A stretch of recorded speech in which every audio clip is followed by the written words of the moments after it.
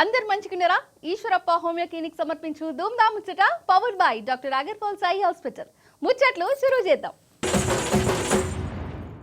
అయితారా నాడు మన KCR sir press meet చూసినారా నొల్లా?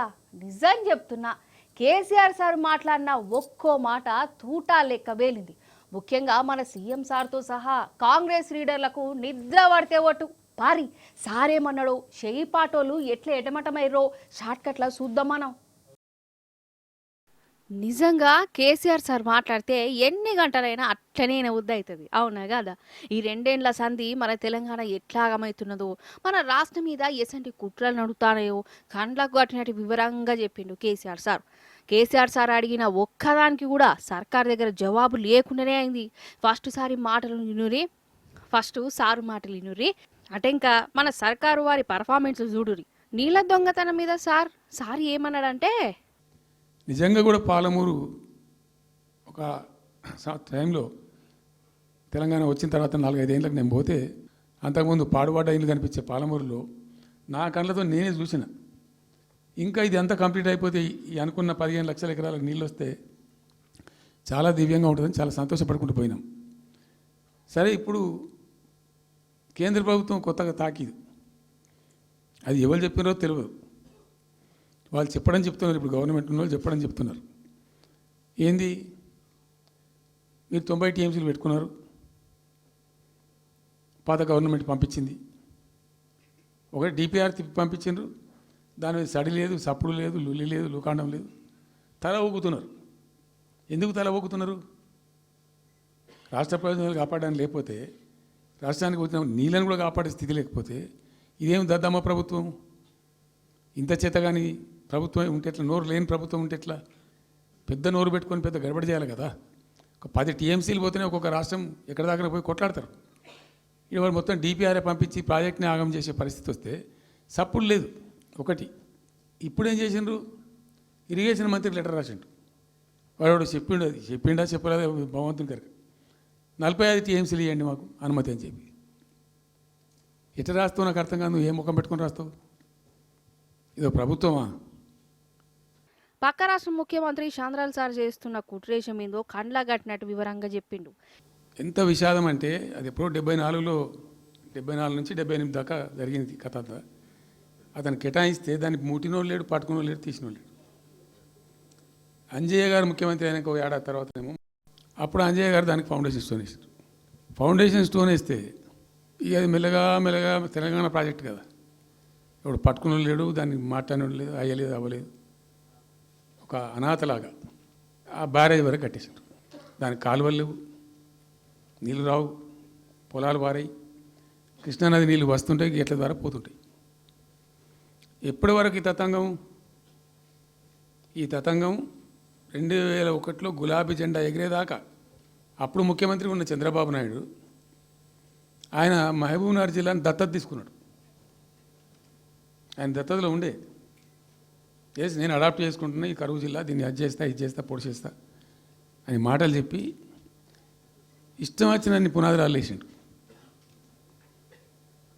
కల్వకుర్తి, మన్ను, మశాను, రకరకాల పునాదులు వేసుకుంటూ ఉద్యమ సందర్భంగా నేను చేసే ఉపన్యాసాలలో నేను మాట్లాడేది ఈ పునాదురాలన్నీ ఎందుకు మనకు పట్క ఏడుస్తానికా, చూస్తానికా, ఏం లాభము? ఈ రాళ్ళని కృష్ణానదిలో అడ్డమేస్తూ చెక్కడమని అయితే భయ అనేది నేను నవ్వేది, జనం సప్పట్లు కొట్టేది సభలలో నేను చెప్తుంటే. ఒక్క డ్రాప్ వాటర్ కూడా పొలాలు పారడానికి రాలే. తత్ఫలితమైంది net result. What was the net result? Palamuru జిల్లాలో ప్రతి తాలూకా కేంద్రం అంటే ప్రతి నియోజకవర్గ కేంద్రం నుంచి వలసలు పోవడానికి ప్రజలు ప్రతి బొంబాయి నుంచి బస్సు. ఈ షేయిపాటి సర్కారు పాలమూరును ఎట్లా పుతం పెట్టే కుట్రేషన్ చేస్తాందో చెప్తుంటే రోమాలు లిక్క ఒడిచినాయి అక్కడున్న విలేకరులకే. బచావత్ ట్రిబ్యునల్లోనే ఒక తీర్పు చాలా స్పష్టంగా ఉన్నది. ఆంధ్ర వాళ్ళు మొదటి నుంచి కూడా మేము కొంత గోదావరి నీళ్లు కృష్ణా డెల్టాకు తెచ్చుకుంటాం, నాగార్జున ఆయకట్టుకు తెచ్చుకుంటాం, మరో దాన్ని తెచ్చుకుంటాం అనే పద్ధతులు మొదలుపెట్టి తెచ్చుకున్నారు. దాంట్లో భాగంగా 80 టీఎంసీలు వాళ్ళు తీసుకుంటున్నారు. ఇది పోలవరం కట్టి ఆ కెనాల్ అప్పుడు వైఎస్ రాజశేఖర్ తవ్విండి కదా, 80 టీఎంసీలు వాళ్ళు వాడుకుంటున్నారు, ఎక్కువనే వాడుకుంటున్నారు. సో వాళ్ళు డిపిఆర్లో సబ్మిట్ చేసినారు చాలా క్లియర్గా స్పష్టంగా ఏమని 80 టీఎంసీలు మేము తీసుకుంటున్నాం, 80 టీఎంసీలు పైన ఎగువ రాష్ట్రాలకు బచావ్ ట్రిబ్యునల్ ప్రకారం ఇస్తాం. అది 3 రాష్ట్రాలకు ఇస్తారు. తెలంగాణ రాష్ట్రానికి, కర్ణాటకకు, మహారాష్ట్రకు. తెలంగాణకు 45, వాళ్ళిద్దరు కలిపి 35. కర్ణాటకకు 21 టీఎంసీ, మహారాష్ట్రకు 14 టీఎంసీ. వాళ్ళిద్దరు కూడా వాడుకుంటున్నారు. అది కర్ణాటక వాళ్ళు already they are using 21 TMC ఏదైతే పోలవరం నీళ్ళు అక్కడ వాళ్ళు తీసుకున్నారు కాబట్టి దాని కంపెన్సేటర్ కింద వచ్చినటువంటి దాన్ని they are using it. Right రాయాలి. మహారాష్ట్ర కూడా వాడుతున్నారు. లెక్కల్లో చూపించారు వాళ్ళు, వాళ్ళ ప్రాజెక్టుల డిపిఆర్లో వాళ్ళ లెక్కల్లో చూపెట్టిండ్రు. ఇక వాడుకోవాల్సింది వాళ్ళు మనం. సో ఆ 45 టీఎంసీ మనది ఉంది కదా, మనకు ట్రిబ్యునల్ కేటాయించిందే కదా, అప్పనంగా ఏదో వచ్చేది కాదు కదా. సో ఆ 45 ఈ మైనర్ ఇరిగేషన్ లాసెస్ 45 కలిపి 90.81 టీఎంసీలకు దాన్ని ప్రతిపాదించారు.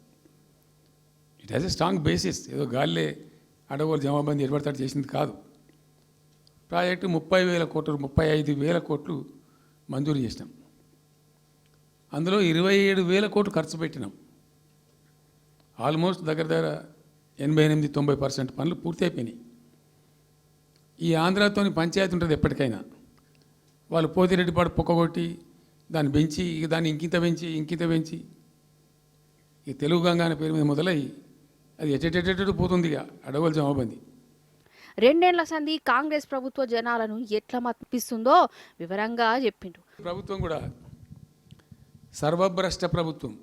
జంట నగరాలలో పట్టబగలు నడి రోడ్డు మీద హత్యలు జరుగుతున్నాయి. అడిగే దిక్కు లేదు. మానభంగాలు జరుగుతున్నాయి, రేపులు జరుగుతున్నాయి. ఎన్సీఆర్బీ రిపోర్ట్ ప్రకారంగా 20% క్రైమ్ రేట్ పెరిగింది తెలంగాణలో. పీస్ఫుల్ స్టేట్ ఉండే, ఫ్రెండ్లీ పోలీసింగ్ ఉండే, అవన్నీ ముఖ్యమైపోతున్నాయి ఇవాళ తెలంగాణలో. చూస్తున్నాం మేము, మౌనం పాటించడానికి చూసుకుంటూ గమనించుకుంటూ రికార్డు చేసుకుంటూ అని చర్చ చేస్తున్నాం. ఎప్పటికప్పుడు పెరిగిపోయినాయి. వాగ్దానాలు ఏంటంటే వీళ్ళు చేసినాయి. మంచిగా ఉన్న ప్రజలను, మాకు ఓటేసే ఉద్దేశంలో ఉన్న ప్రజలను పచ్చి అబద్ధాలు టెంప్ట్ చేసి మోసం చేసి ఈ రాష్ట్ర ప్రజానీకాన్ని మోసం చేసి దొంగ మాటలు చెప్పి మాయ మాటలు చెప్పి అర్రాస్ పాటలు వాడినట్టు వాడినండి. ఇట్లా ఒకటా రెండా తెలంగాణ కోసం చంద్రాల్ సారు సెంటర్ సర్కార్తో కలిసి రేవంత్ సారు చేస్తున్న కుట్రలను బట్టబయలు చేసిండు కేసీఆర్ సార్.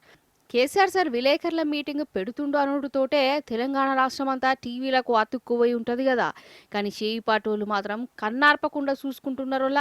సార్ మాట్లాడినంత సేపు వాళ్ళకు ఎటమటమైనట్టు కొట్టింది. ఇక అందుకే సీఎం సార్ మంత్రులు వాళ్ళు వీళ్ళు చిట్ చాట్లు ప్రెస్ మీట్లు అనుకుంటా ఒక రాగం తీసినారు అనుల్లా. సరే రాగం తీత్తేది అని తాళమైతే అని కేసీఆర్ సార్ అంకెలతో సహా అడిగిన ప్రశ్నలకు అక్కడ మంత్రి కాడ కూడా జవాబు లేకపోయా.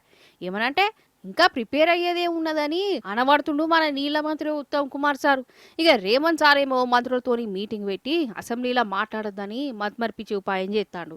ఇక కడమ మంత్రులేమో పాలమూరుతో పట్టిరు, గొర్రెలు మేకల నత్తల నివారణ మందు పంపిణీ అని పెట్టుకున్నారు. ఇప్పుడు ఇక కేసీఆర్ సారు ఒక్కటంటే ఒక్క ప్రెస్ మీట్తోనే చేయిపాటోలకు సల్లడి చెమటలు తెప్పించిండు. ఇన్నొత్తులు అడ్డదిడ్డంగా మాట్లాడిన నోరులన్నీ మూతపడ్డాయి. వాళ్ళకు ఏం మాట్లాడాలనో కూడా అర్థమే అయితలేదు. ఇటు సోషల్ మీడియాలో కేసీఆర్ సార్ మాటలే మారుమోగుతున్నాయి. కాదు ఒక్క ప్రెస్ మీట్కే అధికారి పార్టీ గింత ఆగమైతే ఇంకా 3 ఏళ్ళు ఉన్నది.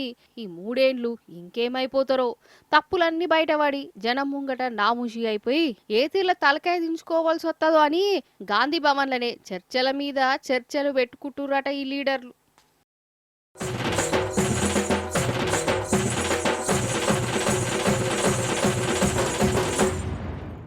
Welcome back. ఊర్లకు కొత్త సర్పంచ్లు వచ్చిరు కదా. ఇక ప్రమాణ స్వీకారాలు కార్యం కూడా జోరుదారుగా నడిచింది. ప్రచారంలో చెప్పిన మాటలన్నీ నెరవేరుస్తామని అందరూ ఇమానం తిన్నారు. ఇక ఇంకో దిక్కు చేయిపాటోలది ఒక బాధన, ఒక కండ్లమంటన. అసలు బీఆర్ఎస్ నుంచి గెలిచిన అభ్యర్థులు ప్రమాణ స్వీకారం చేస్తా అంటే ఇక వాళ్ళకు మాస్తు కడుపు మండినట్టయింది.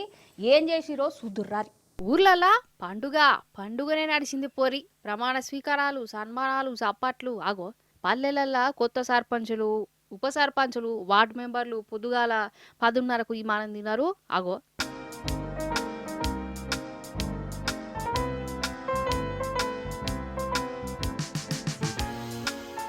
అన్నట్టు సర్పంచ్ ఎలక్షన్ అన్నప్పుడు ఈ ప్రోగ్రెస్లు ఊర్లలో ఎట్లా గూండాగిరి చేసిరో మనమంతా చూసినాం. ఇళ్లకు పోయి దాడులు చేసుడు, దౌర్జన్యాలు చేసుడు, కత్తులతోని ఓడ్చుడు, అసలు తెలంగాణను రౌడీ రాజ్యం అన్నట్టే చేసిరు కదా.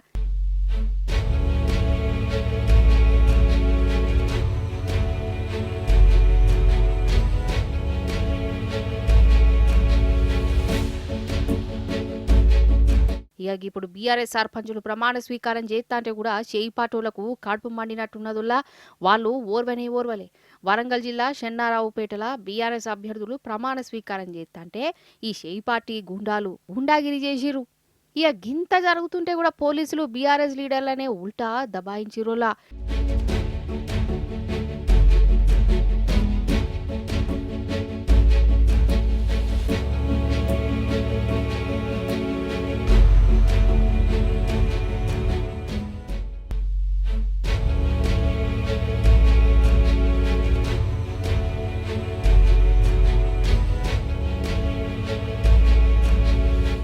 ఇటు గజ్వేల్ నియోజకవర్గంలో కూడా బీఆర్ఎస్ అభ్యర్థి గెలిస్తే కాంగ్రెస్ లీడర్లు కండ్ల మంట పెట్టుకున్నారు. గుండాగాలను పిలిపించి ప్రమాణ స్వీకారం కార్యంలా గాయ చేసిరు.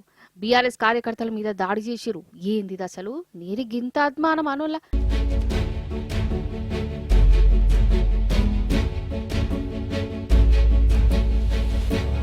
ప్రచారం అప్పుడు గుండాగిరి చేసిరు. కాంగ్రెస్ పార్టీ చేసిన దౌర్జన్యాలకు తట్టుకొని నిలబడి గెలిచిర్రు ఈ బీఆర్ఎస్ అభ్యర్థులు.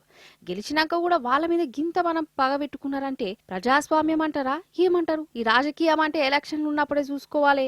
ఓట్లయిపోయినాయి, మరి అందరు కలిసి ఊరి కోసం తలో చెయ్యి ఇయ్యాలి కదా. ఈ పంచాయతీలేంది, ఈ పగలేంది, ఈ కొట్టుకురుడేంది కథ గాని.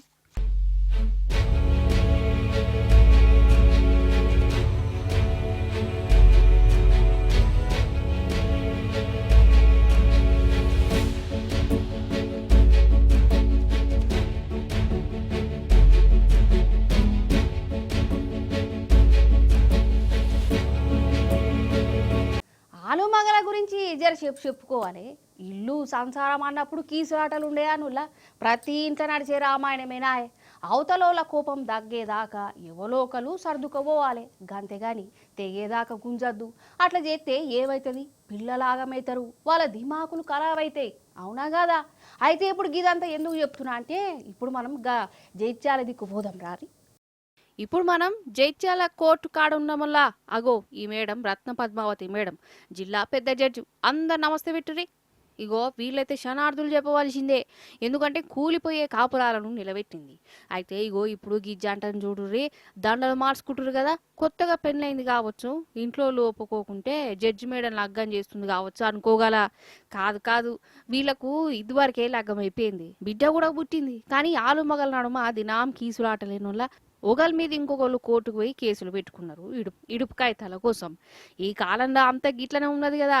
కోపం అత్తే జాల్ విడాకులు అంటారు, లేకుంటే ఇడిచి పెడుతురు. కానీ ఈ జడ్జి మేడం మానవత్వంతో వాళ్ళను దగ్గరికి తీసి ఇల్లేంది, సంసారం అంటే ఏంటిది, పెద్దోళ్ళ కొట్లాటలు చేయబట్టి పిల్లలు ఎట్లా ఆగమవుతారో, వాళ్ళ దిమాకులు ఎట్లా తిరుగుతానే, ఇవన్నీ కూసబెట్టి చెప్పింది వల్ల.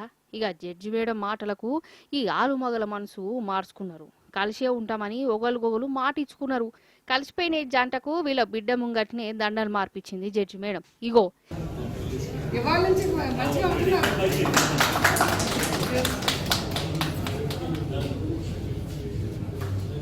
ఇక్కడ మనకి ఇక్కడ వచ్చినటువంటి జంట వాళ్ళని 2021 నుంచి 4 years నుంచి విడిగా ఉంటున్నారు.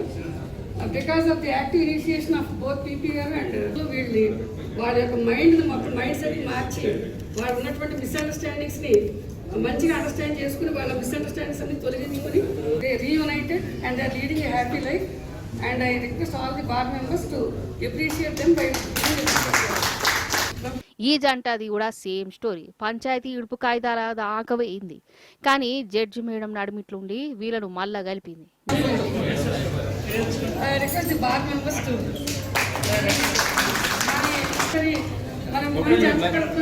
చాలా సంతోషంగా ఉంది. ముగ్గురు జంటలు ఈరోజు అంటే ప్రతి ఒక ఫ్యామిలీలో డిస్ప్యూట్ వస్తే విడిపోవడం సాధారణమైన విషయం అయిపోయింది. కానీ మన లోకల్ బెంచ్ ఏంటంటే ఈ విధంగా పార్టీలు పిలిచి ఒక సహోద్య గురించి ఒక వాళ్ళిద్దరి మధ్య ఒక అండర్స్టాండింగ్ వచ్చేలాగా చేసి తర్వాత వాళ్ళు చేసినటువంటి తప్పులు రియలైజ్ అయ్యి ఒక రీయూనిట్ వచ్చారు. మాకు ఈ యొక్క Jagtial unit became a platform for youth reunion అయింది. మాకు చాలా సంతోషంగా ఉంది. ఇవన్నీ ఉన్నాయి కాబట్టి definitely we will encourage the people in the same manner and will go ahead with success. నిజంగా జడ్జి మేడంను ఈ ఆఫీసర్లను మెచ్చుకోవాల్సిందే. ఈ కాలంలో ఎవ్వలకు ఓపికలే ఉంటలేవు. చిటిదానికి పొట్టిదానికి కూడా కోపాలు తెచ్చుకొని విడిపోయిన దాకపోతురు. అట్లా ఆవేశంతో నిర్ణయాలు తీసుకుంటే అటెంకా జిందగీ బాధపడవలసి వస్తుందని. అందుకే కోపాలు ఆవేశాలు పక్కకు పెట్టాలి. ఒకటి కాదు, పిల్లల కోసమన్నా 10 మెట్లైనా దిగి రావాలి. లేకుంటే పెద్దోళ్ళ కోపాలకు నడిమిట్ల పిల్లలు ఆగమవుతారు. అంతే కదా మరి. ధూమ్ధామ్ ముచ్చట్లో ఇంకోసారి చిన్న బ్రేక్ తీసుకుందాం.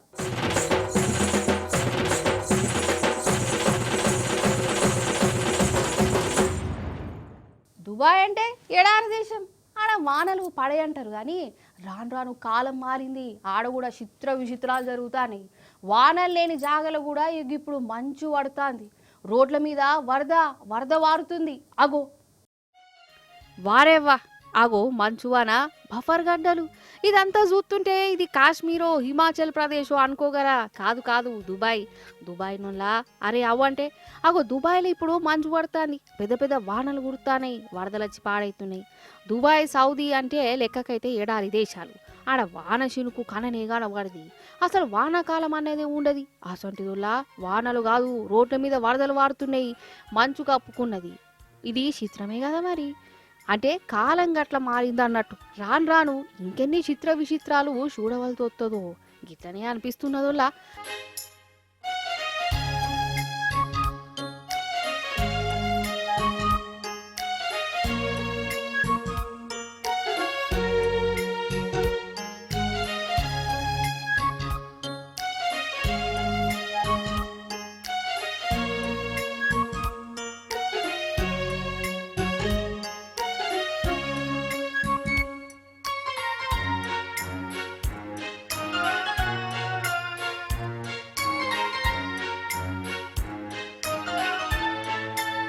అన్నట్టు మర్చిపోయినా, దుబాయ్ దాకా పోయినాం. మరి మన దిక్కు కూడా ఎట్లున్నదో చూడాలి కదా.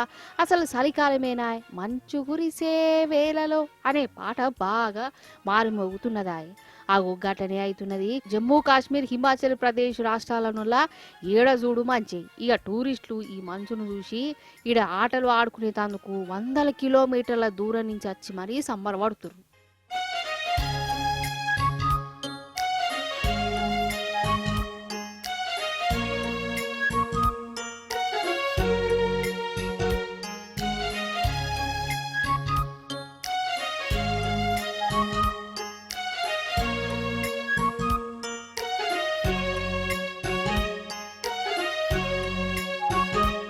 చూసిరు కదా, గిది గివాల్టి ముచ్చట్లు. మళ్ళొచ్చి పరి మంచి మంచి ముచ్చట్లు పట్టుకనట్ట ఉంటా మరి.